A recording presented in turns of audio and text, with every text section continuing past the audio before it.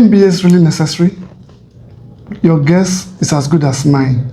When you look at the rising cost of tuition across the world, when you look at the unemployment figures, there is no job waiting for anyone after their MBA. I don't know about you, but I think that's the pervading concept. And the fact that you are not even sure that after your MBA, you are going to be a founder of any organization, as it were. So to deal with this subject, I have the intelligent, the delectable, a financial controller at Microsoft, Aramide Balogun. It's always nice meeting you. Thank you again, Wale. Thank you for the opportunity to have you on this show. Thank you so much for inviting me. I feel so privileged. And so the subject I've been, pondering, are MBAs really important, especially now? To be honest, I see where you're coming from, but as someone who just recently completed an executive MBA at IE Business School, a lot of people asked me that question, after working for almost 2 decades, did you really need an MBA to move to the next level of your career? And for me, when I started to think about it, I feel like whether an MBA is still necessary or not is a factor of the person doing the MBA and their reason for doing the MBA. I think that the benefits of an MBA far outweighs the cost when you think about it in the long term. Okay, so what are the reasons for doing an MBA in the first place? So there could be several reasons for doing an MBA. I think a lot of people believe that an MBA is the gateway to earning higher salaries or changing their roles, switching jobs, switching careers. But I feel like the benefit of an MBA is way more than that. To me, the benefit of an MBA is even something that you reap in the long term. The learnings that you get from the MBA there are things that you're able to use in the long term, because in the MBA you are exposed to various subjects. Some of them are outside your day-to-day job. There are things that if I never did the MBA, I would never be talking about sales and marketing, like I'm in finance, or human resources, for example, or business strategy. Those topics and those subjects are outside the scope of my day-to-day work. But because of the MBA, I can now contribute meaningfully to my organization's business strategy. I can use the knowledge from sales and marketing, HR, to contribute to organizations or to contribute to grow my own personal business.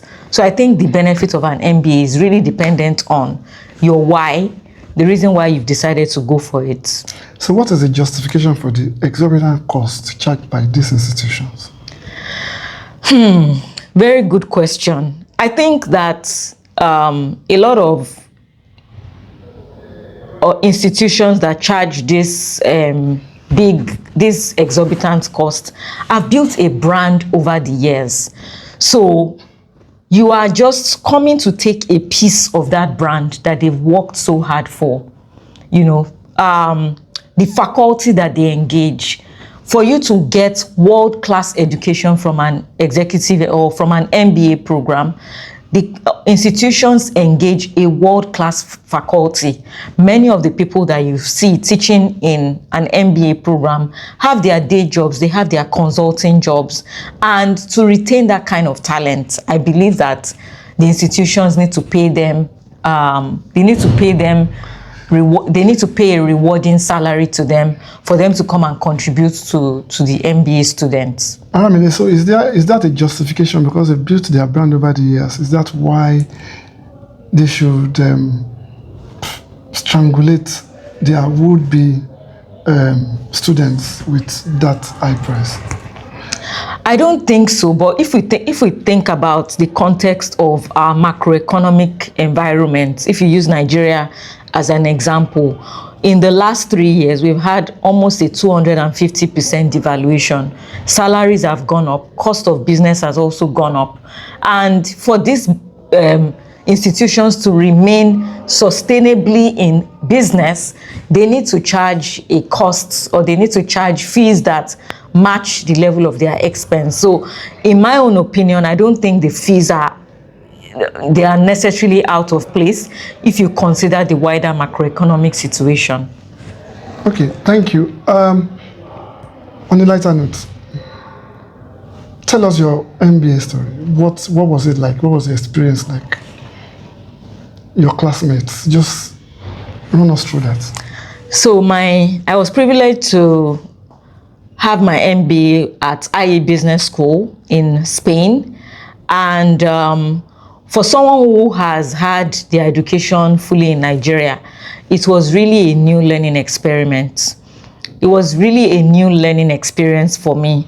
Beyond the diversity in the class, where we had over 40 people from over 20 different nationalities. In fact, some countries that I would never have engaged with, like, why am I going to engage with? Where am I going to find someone from Kazakhstan to engage with them? So that diversity of thoughts that we had in the cohort, different people across different walks of life. We had medical doctors, we had entrepreneurs, we had business professionals, just rubbing off their knowledge, just rubbing off them was a learning in itself. Aside that, the curriculum at IE was really engaging. As someone who is a career professional, I didn't want to leave my job, obviously, because like you said, MBAs cost a lot of money. I wanted a program that could give me a blend of theory and practical. And my MBA at IE delivered exactly that. We had a mix of theory, we had practicals, we had business sprints where we engaged with real life companies solving real life problems. Again, problems that I may never have had the opportunity to engage with. Aramide, I'm trying to understand your thought process. Why not an MBA in Nigeria? Why IE, Spain? Honestly, that's a very good question. So for me, the way I thought about it was to diversify my experience, to diversify my resume. Most of my education I had in Nigeria. Okay. Prior to my MBA, all of my education was primarily in Nigeria. I work for a global multinational that is a US-based corporation. I just wanted something else, something different that's outside the Nigerian context that I'm already used to. And that's why I decided to go with IE. Tell us about a fun moment during your MBA program. It was... moments. There were several moments. To be honest. But one that I clearly remember is there's this Spanish dance that is done by like elderly people. Elderly people in Nigeria, for example, they're just stuck at home, grandma, grandpa. So imagine going to a place where you're seeing like really elderly people dancing heavily. I don't remember what it's the like dance. Athletic dancing. It was not athletic dancing, but they were dancing with their feet, stamping their feet, and they were all like in sync.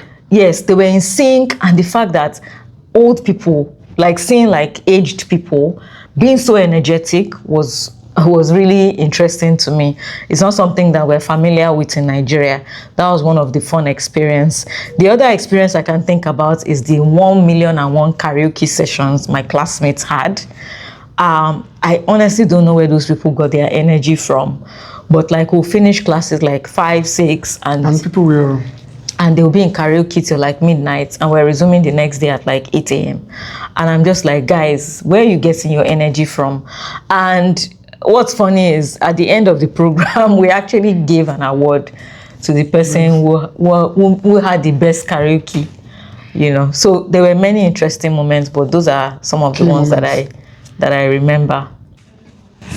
Yes, you marshaled very important points. For why one must consider an MBA in this age and time. But did you ever consider the role AI is playing in making knowledge accessible? Why must you go to the 4 walls of a school now to help your business, to become a master of business, or to make things happen in this generation today? Well, I won't say like an MBA is compulsory, and I do acknowledge the role that AI has played in recent times. I feel like anybody can learn anything within the confines of their homes. But the learning in the MBA program is much more than what you can get from an AI.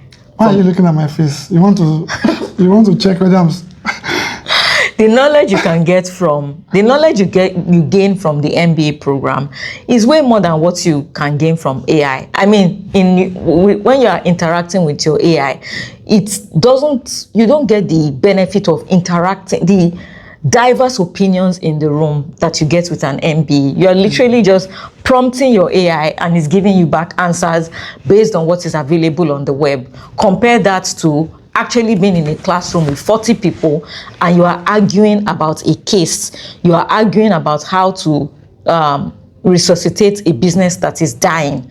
You are arguing about a go-to-market strategy for a company.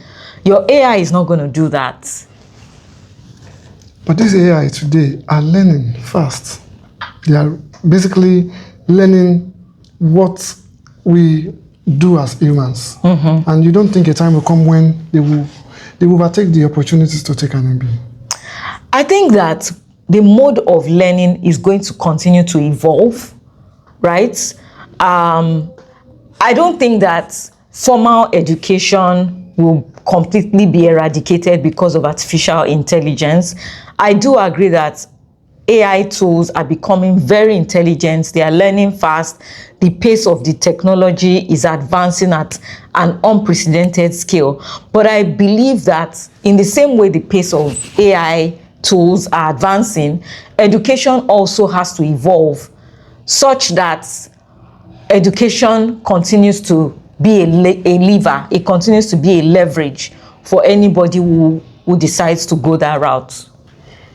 I've also done an MBA and I'm seeing the benefits MBAs bring to the table. I mean, one of the key things I've learned doing my MBA is the power of networking that one can really gain, the actual ability to scale in terms of your profile as a person when you meet all manners of people from various walks of life, sharing ideas, cross-pollinating ideas, and actually seeing how Mr. A and Mr. B can, leverage each other. So I think that's something I saw in my MBA program that, it was through MBA that I met you. Yes. And since I met you, you've been some superstar of some sort. Thank you. Look at the inflation numbers in Nigeria today. You see soaring numbers. Although CBN is saying that it's beginning to increase at a diminishing, margins. For people who cannot afford these exorbitant fees, how or what advice can you give around for them to pursue their MBA, should they wish to? Very good question.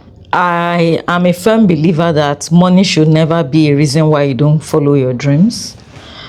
You may not necessarily decide to go for like an exorbitant, like an Ivy League school. There are schools at various levels, and depending on how you maximize whatever value you get from there, MBA is MBA. Okay, I take that back. MBA is not MBA, but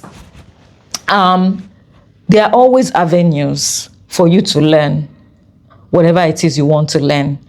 You may not be able to go to a Harvard or an Ivy League school, but that doesn't mean that there's no MBA program that will fit within your course profile. The federal universities in Nigeria still have MBA programs. I have friends who went to Unilag for their MBAs, and they also have MBA on their profile, right? Nobody is going to come and ask us, which MBA do you have, or where did you get your MBA from? I think it's really about how you can apply yourself. So look for a program that is within your own budget. I know schools, for example, Quantic School of Technology, they offer scholarships. It's an online school. They offer scholarships where people end up paying nothing or pretty much next to nothing. There are also schools like Nexford, Netherlands Business School. all these are like remote MBA programs that you can consider. They also have flexible payment plans that you can apply for, such that you don't have to shelve your desire to have an MBA. But if you absolutely cannot afford any of these ones that I've mentioned, I think learning has been democratized today. On YouTube, you can pretty much learn anything. Yeah. With your AI tools, you can pretty much learn anything if you know the right prompts to give to the AI tool. So don't stop learning. I think what's important is, as long as you keep developing yourself, right? As long as you keep investing in your self-development, at the end of the day, you will always win. Thank you, Faculty Aramide. So what are the misconceptions around MBA? A lot of people equate having an MBA to automatic high salary. And I just want to tell you that it's so wrong, because every employer looks at a combination of factors to offer you the high salary. I think the days of, oh, I have an MBA and so I'm the next best thing since sliced bread, I think those days are over. So going into your MBA believing that once you finish the MBA, jobs are going to be chasing you, high salaries are going to be chasing you, I'm sorry to burst your bubble, but that may not happen, right? You will still need to continue to invest in yourself, invest in your skills and experience. Employers are looking for people who can come into the organization and hit the ground running. So while your MBA might be a plus, you still need to invest in getting the right kind of experience. I think the second myth is that, oh, once I finish my MBA and I'll just start a company, I'll just be a founder, a startup founder. While the MBA provides you with valuable knowledge that can help you start a business, because personally for me, after I finished my MBA, I started to think a lot more about how can I apply myself, what can I use, how can I leverage these skills to make money. An MBA in itself will not make you a founder. You know, again, it depends on your goals. Do you want to be a founder? Even if you want to be a founder, you might need to go along with somebody else who has actually done the business and who understands the inner workings of the business. So don't think, once I graduate from my MBA, the next thing is, jobs are going to be flying. Don't you think that idea is also predicated on the job situation in Nigeria? Or is it just within the Conference of Nigeria, or is it a general thing world over? I think it is a general thing. I remember that I saw a post on LinkedIn about a student who went to one of the Ivy League universities, and the person had been looking for a job for months. And he put out a LinkedIn post to say, you know, after graduating from this Ivy League program, I spent so much, I'm still out here job hunting. So I think the job market has changed significantly, especially with the introduction of AI now. There are lots of roles and opportunities that have now been automated because of artificial intelligence, and that has reduced the sort of opportunities that would have been available for typical MBA graduates to take on. Okay, how about, so as an MBA graduate that you are, do you see yourself a generalist or someone who is specialized? That's an interesting question.